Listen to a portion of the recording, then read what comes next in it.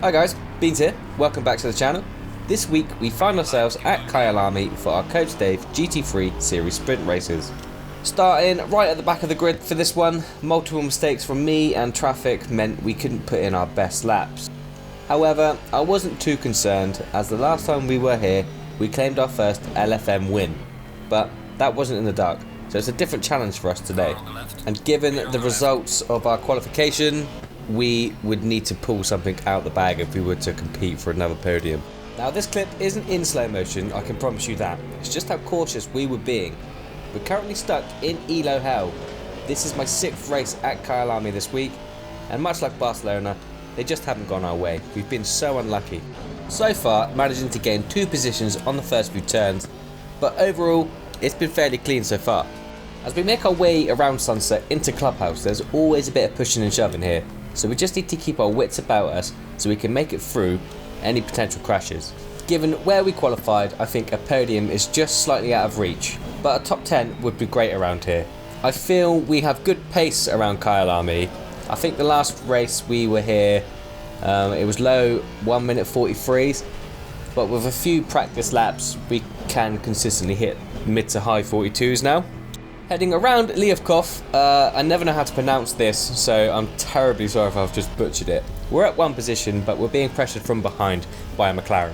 Going down into Mineshaft, there's a bit of dust being kicked up, but I am pleasantly surprised with the lack of crashes on lap 1 so far in an LFM lobby, especially around the 1000 ELO mark. It just goes to show that the ELO system isn't to be taken too seriously, and it's just a shame that the majority of this week's races we've had I've been met with people pushing too hard and just being reckless, and then ending our race. As the Honda is a bit hesitant through Cheetah, we capitalise and make a move down the inside as we head around the last corner, onto the pit straight to end lap 1. So far, gaining 4 positions, and most importantly, we've stayed clean and we've made it through lap 1, which is, so far, a lot more that can be said about our other previous races here.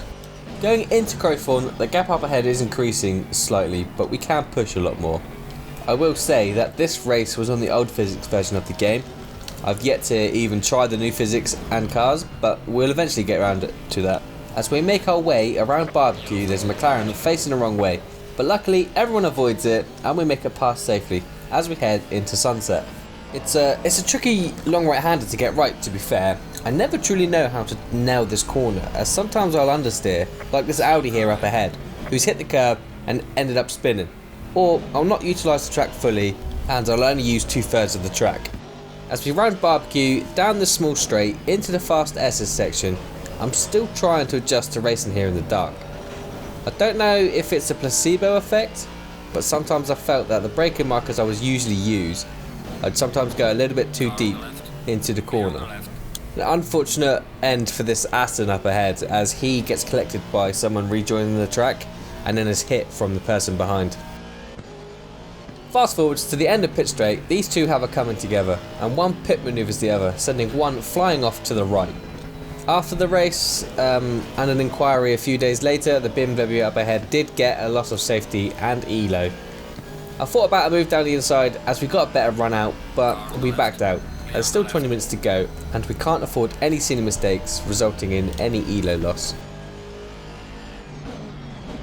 We're in P20, that's 10 positions up from where we started already, and being car number 29, any position higher than that is a good gain towards obtaining our bronze license. As we head into the S's, the BMW runs wide through the right-hander, allowing us to make the move on the outside. But we're going to fast forwards onto the last corner and there's been a collision between 2 cars. So that's another 3 positions gained as we head down the main straight.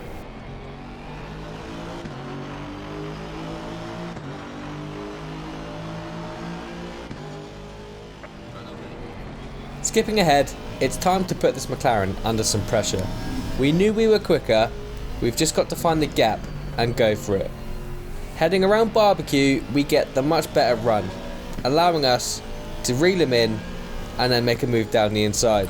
And as we go down the inside, we're going too wide into Sunset. Luckily, it's a wide track, we don't understeer and we don't push him wide. As we make it through Sunset into Clubhouse, we're still too wide, but this corner doesn't favour taking that tight line. We had to run it slightly wide, but the overtake is now being completed and it's time to look to the cars up ahead. Jumping ahead a lap, we've caught the BMW up in the S's and we managed to get a slightly better run out, but we're not close enough to make a move. So I decided to try and open up the exit to try and get a better run down into mineshaft, but we go a little too wide and ended up doing our braking on the grass. Managing to keep it on the track, but now we're going to have to find somewhere else to make an overtake. So we're going to fast forwards a little to where we're onto the pit straight. We're all doing similar lap times with each other, but the gap behind is increasing slowly, so I'm not really getting much pressure from behind. As we head into the first corner up ahead, there's been a bit of contact, and fair play to the BMW here. He does acknowledge his mistake and he waits up. BMW up ahead brakes a little bit early for my liking, but he compromises his exit into sunset. So as we go down the outside, we're going to hit our braking point, but we're braking on marbles, and this I felt like I was going to lose the back end because of how greasy it was out there. Skipping ahead onto the main straight, still behind the BMW, but we're being slowed down. Coming into the braking zone for turn 1, we're going to make a move down the inside. So now we need to get it stuck and we need to hold the apex to not allow for a switchback. But in doing so, another car tries to follow and takes him out, unfortunately. Skipping ahead then, to the end of lap 9, we've caught up 2 drivers who have been battling for position. Nice and easy through Cheetah, don't want to touch that sausage curb on the right.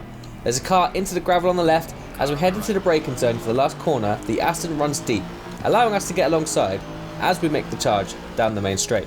We've got the inside line down to turn 1, but ideally we want to be on the racing line. But I have to defend the inside. We're currently up into P11, and with P10 just up ahead, our last lap we were around 8 tenths quicker and closing in quick. Skipping ahead into the left hand hairpin up the top, we've put the BMW under enough pressure to force him to make a mistake. He runs wide, allowing us to bolt down the inside and take that position. He still managed to get a fairly decent run out though, so the overtake wasn't completely finished at this moment of time. But it's now time to close this 4.5 second gap. Moving forwards to where we catch up, there's a group of 3 cars and anything can happen, as they're all battling for position. Going into the left hand hairpin, the Honda runs deep, which is unfortunate for him, but he hands us another position, putting us up into P9, and now we've just got to put some pressure on the cars up ahead, making sure we don't allow the Honda pass as well, as he did manage to keep it on the track.